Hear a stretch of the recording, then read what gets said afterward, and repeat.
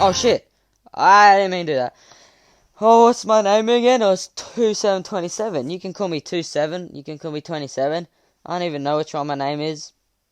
It'll catch a ring. People will say one thing more than the other.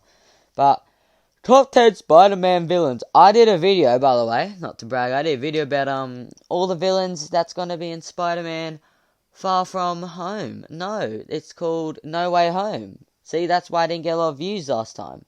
Because I got the title wrong. It got 3 views, and they realized, oh, it's not the right one.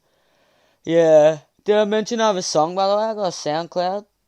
The link might be in the description for my SoundCloud. But we're gonna watch top 10 Spider-Man villains. My favourite villain right now, because the trailer came out.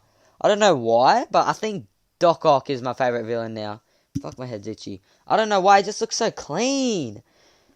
He's skinnier. He's not fat anymore. But oh shit, my head is itchy. Let me itch my head. Ah, shit, bruh. Let's watch the video. Top 10 spot. Don't copyright me. I need a hat. Welcome to Variant, where we love comics more than I miss Junior's Cheesecake in New York. I'm your host, Aris What? Quinones. You do? We just got back from New York I've Comic Con. got like 4 comics. Crazy week. During the con, we caught up with Yeah, comic not book to creators like brag. Tom I went in the Josh store. I watched The Big Bang Theory. I thought comics were cool, but oh my god, the comic guy is so weird. It was like Sydney. Oh my god, he was so weird. I don't know. I just wanted a comic. I thought everyone who looked at comics were cool, like The Big Bang Theory, but I realized that they're nerds. I'm a nerd. Williamson, Greg Pak, and others. We also talked to Sideshow about their latest collectibles and covered the big Green panels Goblin. from DC, Marvel, and Wait, much, is this much top more. 10 But as strongest? always, our favorite part of the entire con was getting to meet and talk with many of you guys over the 4-day event. So thanks a ton to all of you who I'll go stopped to say question. hello. Main villain in the Marvel thing is probably Thanos. No, like DC, the main villain isn't Darkseid, it's Joker. Because, the first villain that comes to your mind when you say the name, what is the main villain? I'm not talking about MCU, I'm talking about the whole Marvel. I don't think Marvel has an iconic villain. Like, the most iconic villain. They don't have an iconic villain like the Joker. That's one thing DC has over Marvel. And show us some love. We love you guys right back. However, we also want to give a big thanks to all of you guys who weren't at the con but followed along on the interwebs. I wanted to go to Comic Con too. And we'll have a New York Comic Con highlights episode and a bunch of additional content for you guys over the next few days. But today, my Comic Con rads, we're returning to Villains Month with one of our... I was going to wear an Aquaman suit because I have blonde hair. I'm so gay, I swear. Favorite and most popular groups of villains, the top 10 villains in Spider-Man's Rogues Gallery. Okay, number 10. Okay, Venom's going to be in there. Green Goblin. The long list of known Spider-Man villains is second to probably only Batman's Rogues Gallery. Over the years, Electro? Spidey has faced some of the most entertaining and memorable baddies comics has to offer. Not to mention the massive role that their stories have played in comics. So while our list is at least partially subjective, we did our best to factor in each villain's history and overall impact on Spider-Man as a character in the Marvel Universe as a whole. Green Goblin's But enough one, with the chit-chat. obviously. Let's get to it.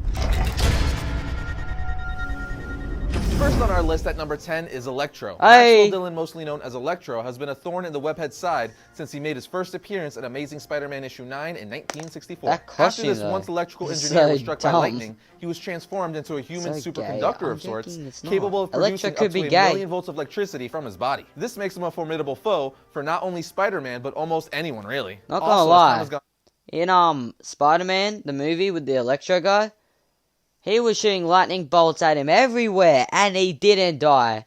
Nothing happened to him when he shot lightning. I hate when they do that. And when Iron Man shoots his blast thing at someone, and it's like one of the main characters, and they don't even get bruised, and then he shoots some random guy, and they die. It frustrates me, bro. It fucking does. And when Superman, this is a good thing. When Superman in the original Justice League, how he did the lasers and nothing happened. But in the Snyder Cut, he fucking ripped his horn off. He ripped Steppenwolf's horn off. That's what I'd like to see, Snyder. Snyder, you need to go to the Marvel Universe. MCU. We need Snyder, bro. We need Snyder, mate. Electro has aged, his power has become more unstable, making him that much more dangerous. Electro is also a founding member of the Sinister Six, and over the years has been part of a few other teams as well. He the also Vulture. made his big screen debut in 2014's Amazing Spider-Man 2. Yeah. But I think we're all still trying to erase that nightmare from our memories. I don't know why. How is it bad? It was bad, but I don't get how. Number 9 on our list is one of Spider-Man's original villains, and now a familiar face thanks to this year's Spider-Man Homecoming movie. That, of course, would be Adrian Toomes, aka Vulture. Despite being up there in age, Vulture is another founding member of the Sinister Six, and a serious threat to Spidey due to his intelligence and high-tech flight suit that also gives him enhanced strength. Vulture has had some intense fights with Spidey over the years, and is also one of the few villains who have discovered Spider-Man's true identity, which only makes him a greater threat to Peter. But it's Michael Keaton's amazing portrayal of the character in Homecoming that really proves this villain deserves some spotlight. Yeah, an Iron Man suit with the wings, you'd be unstoppable. He's like the Falcon. Coming in at number 8 is Scorpion. There have actually been several incarnations of the character, but the most popular and well-known is Mac Gargan. Gargan was originally hired by J. Jonah Jameson to investigate how Peter Parker always has high-quality photos of the web-slinger. But after failing to do so, he's convinced to take part in a procedure that would bond him to an armored suit and make him a weapon against Spider-Man. The procedure succeeded, giving Gargan Scorpion-like powers, but also comes with an unfortunate side effect of insanity. And Scorpion has turned his vicious and violent revenge on Spidey ever since. Mac Gargan was also the temporary host for the Venom symbiote in recent years after Eddie Brock attempted suicide. But once the two separated, Gargan returned to tormenting Spider-Man as Scorpion. Venom should be number 2. Landing at number 7 is Hobgoblin. Many people think of Hobgoblin as just a ripoff of the Green Goblin. But the truth is that Hobgoblin is actually one of Spider-Man's most successful villains and has more incarnations than Old Greenie. From the first time he appeared in 1983 after Green Goblin's death, Hobgoblin immediately started making the web-slinger's life miserable with his own versions of weaponized gliders exactly and like the Green Goblin. And while several characters have done the mantle of the Hobgoblin, is that his son? With the most notable being Roderick Kingsley, the original identity of this orange demon was one of the longest-running mysteries in comic history and made for an iconic story arc. Well, who is it? Oh, okay. Don't tell us. Number 6 on our list would be Lizard. The Lizard. Curt Connors was his name? Comic history and made for an iconic story arc. He's a goanna. Number 6 on our list would be the Lizard. Curt Connors was a genetic biologist who made the classic mistake of trying his experiments on himself in the hope of regenerating his amputated right arm. I always get this by a radioactive animal, I say it again. Cursed with random and uncontrollable transformations into a powerful and violent lizard monster. Lizard makes for one of Spider-Man's most compelling villains because Connors actually has close ties with Peter Parker and doesn't want to be a monster. It's only his alter ego who does harm, which makes him one of the toughest enemies the Wallcrawler has ever had to face. He's a crocodile there.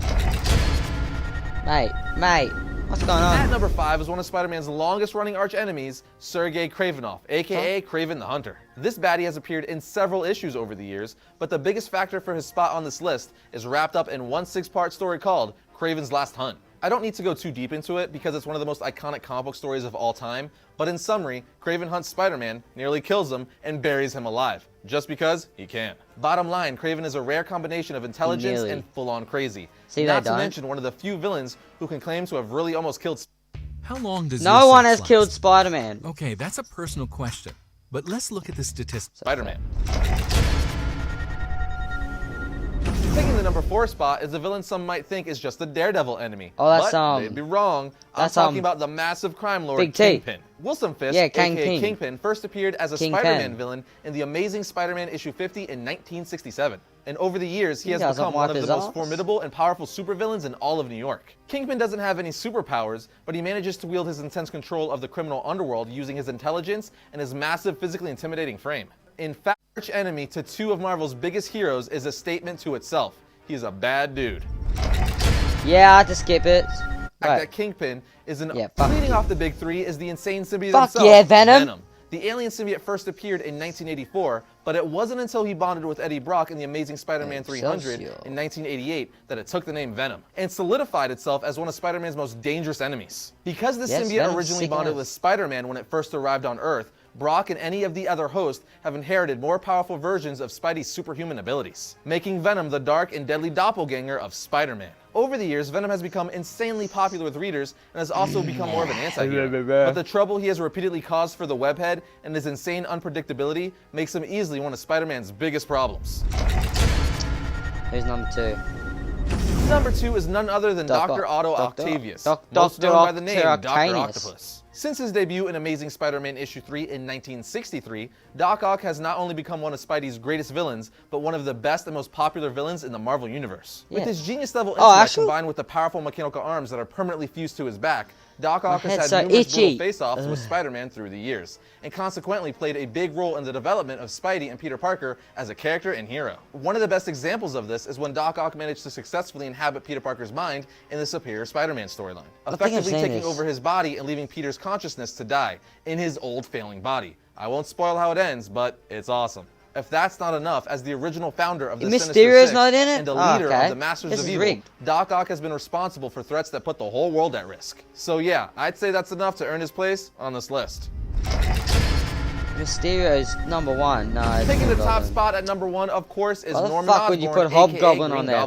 This should come to no surprise to die-hard Spider-Man fans, as the impact he's had on Spider-Man and Peter is rivaled only by the death of Uncle Ben. Right off the bat, Norman, being the father of Peter's once best friend Harry, created an emotional conflict when he donned the creepy green mask and glider and started blowing things up. But no story or event greater demonstrates how dramatically Green Goblin has affected Peter and Spider-Man than his role in the death of Gwen Stacy. The events of that story have haunted Peter ever since and forever altered how he approached his role as a hero. Green Goblin's presence has died down in Spider-Man's world in recent years, but I hope that Marvel finds a way to restore his character in the new Legacy event. But he's already done more than enough to secure his status as the greatest Spider-Man villain of all time. Now it's your turn. Head over to VariantComics.com. No Domain extension will help you tell your story.